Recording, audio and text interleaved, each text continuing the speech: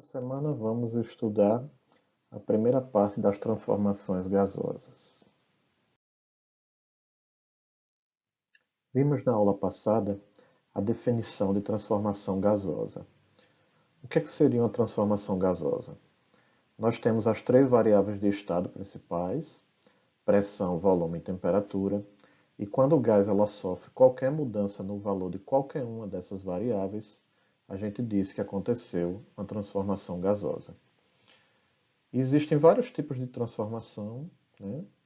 Mas a gente vai estar estudando três principalmente. E a transformação que a gente vai estudar essa semana é a transformação isotérmica. Okay? Então, o que é a transformação isotérmica? É uma transformação gasosa onde a temperatura do gás permanece inalterada. Ou seja, nesse tipo de transformação, a temperatura do gás ela não muda. A transformação isotérmica tem uma lei que descreve qualitativamente e quantitativamente, que nós chamamos de Lei de Boyle-Mariotte, ou apenas Lei de Boyle. Então a Lei de Boyle diz o seguinte: o volume de um gás, quando sua temperatura é constante, varia inversamente com a sua pressão. Okay? Então ele está dizendo o seguinte: numa transformação onde a temperatura não muda, certo? O volume e a pressão crescem inversamente um ao outro. Okay? Então vamos pegar um desenho aqui, onde eu tenho quatro situações. Okay? Um cilindro fechado com a tampa livre, okay? E o cilindro da esquerda, mais à esquerda, tem mais pezinhos, okay? Certo? Se ele tem mais pezinhos, quer dizer que ele tem uma pressão maior, okay? Logo ao lado dele, à direita, né, tem um pezinho a menos. Aí você vê já que o tamanho do gás ocupado aqui é um pouquinho maior, né? Tirando os pezinhos, né, ele vai aumentando o volume aqui embaixo, ok? Note que nessa figura, gente, também tem uma figura aqui de um termômetro, ok? Indicando que eles estão à mesma temperatura, ok? Então veja, esse é um tipo de transformação do tipo isotérmica, ok? Então nós temos aqui as duas variáveis que a gente tem que analisar, né? São as variáveis de pressão e volume, e analisar o comportamento dela, ok? Então note que à medida que você vai olhando essas etapas da esquerda para a direita, né? O que é que vai acontecendo com a pressão? A pressão ela vai diminuindo, ok? Porque você vê que tem menos pezinhos aqui em cima desse cilindro, ok? E o que é que está acontecendo com o volume? Ele está aumentando, ok? Então, isso é o que significa inversamente proporcional. A pressão desce, né? E o volume sobe. Então, quando um desce, o outro sobe e vice-versa, ok? Então, na apostila tem uma explicação, né? À medida que a pressão aumenta, mais à esquerda, ok? Ou seja, tem mais pezinhos, o volume diminui e vice-versa. Dizemos que a pressão e volume são inversamente proporcionais, ok? Então, repetindo, gente. Inversamente proporcional é quando você tem duas grandezas que quando uma aumenta de valor, a outra diminui e vice-versa, ok? Nós podemos representar a transformação isotérmica matematicamente. Okay? Então, matematicamente, a pressão e o volume, né, vezes o volume, é igual a uma constante, ou seja, essa multiplicação dessas duas variáveis, elas não mudam de valor, apesar de acontecer uma transformação. Okay? Então, isso quer dizer o quê? Que a pressão inicial do gás vezes o volume inicial do gás tem que ser igual à pressão final vezes o volume final do gás. Okay? Isso quer dizer o quê? Que as condições que você tem no início, né? Essa multiplicação pressão-volume que você tem no início da transformação, ok? Elas têm que ser igual à multiplicação da pressão e do volume nas condições finais. Ok? É dessa maneira que a transformação isotérmica se comporta. Ok? Então, gente, essa fórmula aí que está circulada, ela é a que você vai usar de fato nas contas. Ok? Então, toda vez que você notar que se trata de uma transformação isotérmica, você vai usar essa definição. Ok? Então, só tem um lembrete aí, né, que P representa a pressão e V representa o volume. A transformação isotérmica ela também pode ser representada por um gráfico pressão versus volume. Okay? Então, a lei de Boyle, né, como ela se trata de uma fórmula matemática, qualquer fórmula matemática pode ser escrita em forma de gráfico. Okay? Então, no caso, a gente vai ver um gráfico onde a pressão está aqui no eixo vertical, né?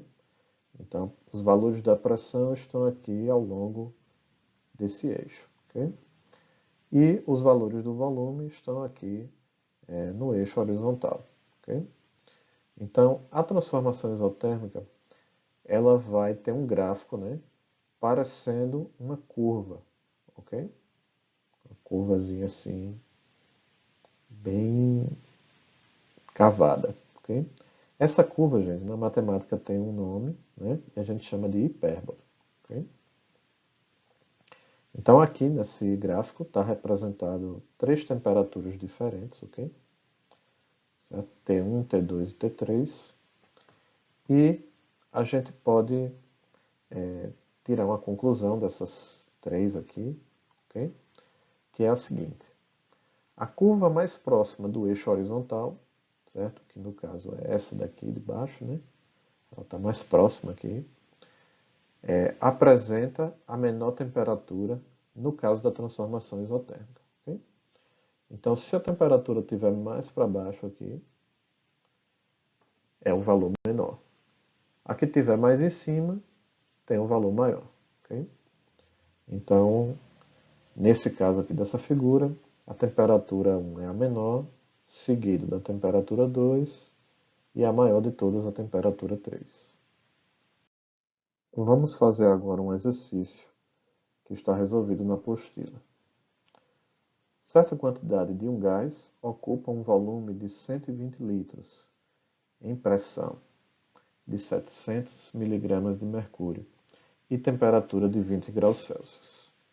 Qual será a pressão quando o volume for apenas de 30 litros, mantendo-se a temperatura constante? Então, a gente precisa pegar todos os valores que ele deu e organizar. Okay? Então, o primeiro valor que ele deu, que foi os 120 litros, ele corresponde ao volume inicial, né, o volume no início da transformação, e os 700 milímetros de mercúrio representa a pressão inicial no início da transformação. Okay? Como a temperatura é constante, então trata-se de uma transformação isotérmica, né? Então esse 20 graus Celsius aí que está descrito na questão, a gente não vai usar em nada na conta. Okay? E ele deu o último valor, que é o volume no final da transformação, que é o volume de 30 litros. Okay? Então, o único valor que a gente tem faltando aí é a pressão final do gás. Okay? Então, eu vou pegar todos esses valores que estão aí, né, esses três valores, vou substituir na fórmula da transformação isotérmica e vou calcular. Okay? Então, esse vocábulo que está aí, né, temperatura constante, toda vez que ele falar isso, quer dizer o quê? Que a transformação é do tipo isotérmica. Okay? Então, vou colocar na fórmula aqui, né, da transformação isotérmica, P inicial, V inicial, igual a P final vezes V final. Vou substituir os valores, né? Então, no lugar de P, coloquei 700, no lugar de V, 120. A pressão final eu não tenho, então repito a letra. E no lugar do volume final, coloco 30. Eu vou inverter aqui, né, gente, para a letra ficar do lado esquerdo. Quando eu inverto o lugar de todo mundo, eu não preciso mudar o sinal de ninguém, né? Então, vou só inverter para a letra ficar do lado esquerdo. E agora, eu tenho que isolar essa letra, ok? Mas tem um número multiplicando ela, que é o 30. Então, o contrário da multiplicação é a divisão. Então, eu vou passar esse 30 para o outro lado, dividindo, ok? Então, a conta que eu tenho que fazer para achar a pressão final é 700 vezes 120 dividido por 30, ok? Então, fazendo essa conta, rapidamente, dá 2.800 milímetros de mercúrio, ok? Então, veja que a pressão ela aumentou, né, 4 vezes. Ok? Bom, pessoal, ficou uma atividade para vocês, né, fazer essa semana em casa e me entregar como parte das atividades avaliativas, ok? Então você vai fazer uma continha parecida com aquela que a gente viu no exercício anterior. E qualquer dúvida que vocês tiverem, só me procurar no Google Sala de Aula ou pelo meu e-mail, ok? Que vou deixar lá disponível. Então por hoje é só, ok? Bons estudos e até a próxima semana.